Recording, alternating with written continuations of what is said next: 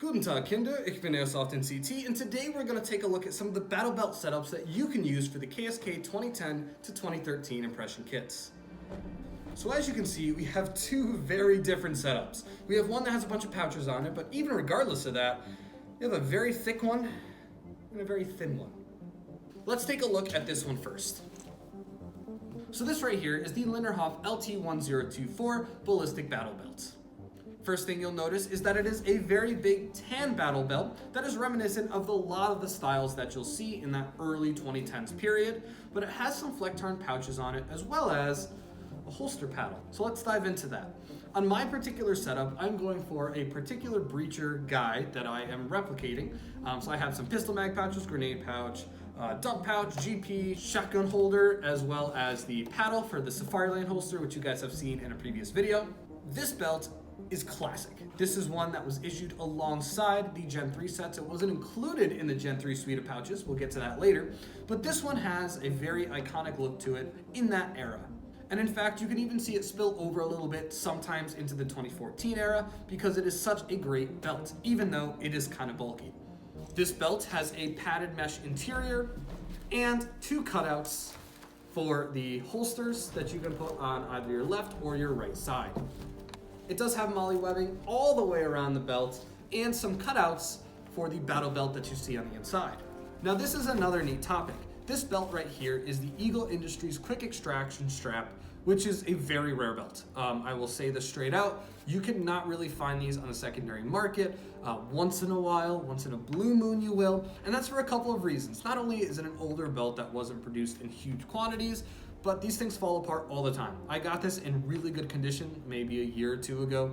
I've used this 5 or 6 times since then, and it is kind of already falling apart. The Velcro is kind of ripping off, tearing off, and it doesn't really hold well. This is not a great belt, but it is very iconic for the KSK kits in the 2010 to 2013 era. And while you can use this belt, you can also use a couple of the other style of belts, including the Blackhawk ones, or the standard one that these belts came with. If you heard me also mention that this was a ballistic belt, you'd be correct. However, mine does not have the ballistic insert. All these belts came with a ballistic insert and a foam insert. I currently have the foam one in mine. I believe only one of our members, a couple of our members, maybe at most, have the ballistic one. But this was produced in a civilian and a Bundeswehr issue model. And speaking of hard to find, let's take a look at the other belt setup that surprisingly is kosher for the 2010 to 2013 setups. And this is the Linderhof Battle Belt that came with the Gen 3 plate carrier.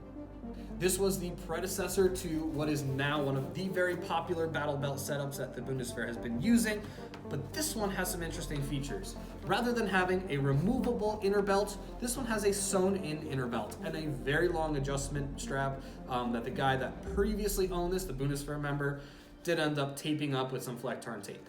It has MOLLE all the way around, as well as some straps that you can connect a harness to so you kind of hold the belt up.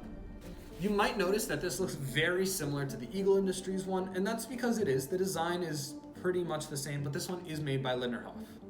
Unfortunately, the same guy who put the tape on also removed the 2 tags here, so I cannot get you the exact number. I don't recall it off the top of my head, but it is a really, really cool belt system that, while it is harder to find than the tan one, it is still used by the KSK in that era.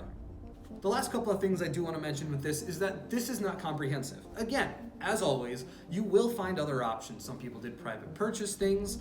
Some people did not run any battle belts at all. So you do have a variety of choices there.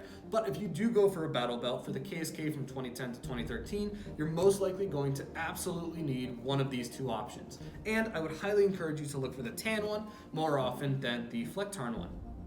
As always, this is Airsoft in CT. Thank you for watching this video. Hold up your pants, and we'll see you in the next one.